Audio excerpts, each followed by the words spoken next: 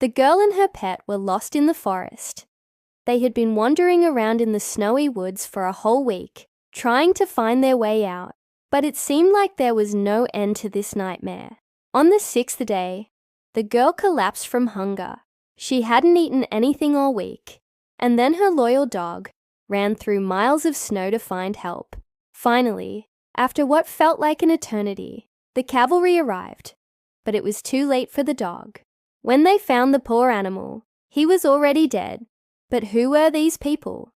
How did the girl and the dog get lost in the first place? And most importantly, is there anyone who could save them? You'll find answers to all of these questions in today's video. It was a frosty evening in January when the girl decided to take her dog for a walk.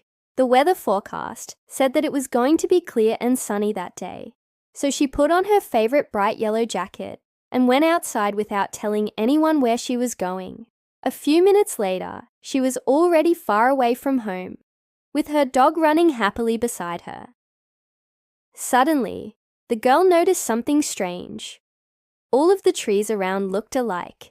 It dawned on her that she and the dog were lost. But she tried not to panic and continued walking until she saw a clearing ahead. Hopefully, there would be a road, or at least some people there. When the couple got to the clearing, the girl felt even worse. There was nothing but snow-covered trees and bushes.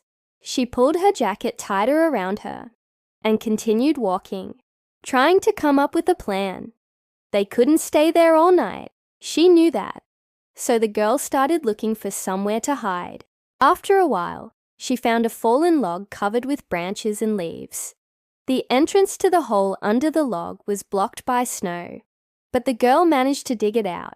"We can hide here," she said aloud. At first, the dog didn't want to go under the log, probably because it smelled like a fox had made its den there. But the girl coaxed the animal for a long time, and finally it agreed to spend the night in the hole. Every time the wind picked up, the girl felt as if she would freeze to death. However, the warmth from the dog's body helped her survive the cold night. In the morning, she fed the dog some dry biscuits from her backpack, but she saved the rest of the food for herself. She knew she had to ration it as much as possible, since there was no way of knowing how long they'd be stuck there. The second day passed pretty quickly. The girl walked around the area, but all she saw was snow, snow, and more snow. Then she returned to the den under the log, and when she took off her jacket, she noticed scratches on her arms and legs. It turned out that all this time, she'd been sitting on a branch that had been slowly tearing her clothes. Now she understood why she had goosebumps. The girl put on her dog's collar instead of a jacket, and she and her pet spent another night shivering from the cold. The third day, the girl decided to head in the direction of a river she'd seen from afar. Maybe there would be people fishing on the ice. When the girl approached the river, she heard voices in the distance. Yes, there were people there, but they were too far away to hear her. As soon as the people were out of sight, the girl took off her boots and socks and waded into the river. The water was freezing cold, but she didn't care. She needed to wash her feet. The dog barked loudly, but she ignored it. She sat down on a nearby stone and started a fire. When the pain in her feet subsided a little, the girl put on her wet socks and boots and continued walking. That evening, she and the dog made their way back to the den under the log. The girl had nothing to eat, but she gave the dog some more biscuits. It wasn't fair to share her last piece of bread with the dog, but she couldn't do anything about it. By now, the animal was so hungry that it would have eaten her boots if she hadn't stopped it. The 4th and 5th days were no different than the others. The girl walked around the forest, collected firewood, and made a fire. She was too weak to do anything else. Sometimes she came across squirrels, but she wasn't able to catch them. She barely remembered how she managed to get through those days. It must have been pure willpower. On the 6th day, she woke up early in the morning, poured some water from her canteen into a small puddle near the log, and washed her face. Then she realized she could no longer move. Her hands and legs felt heavy and didn't obey her.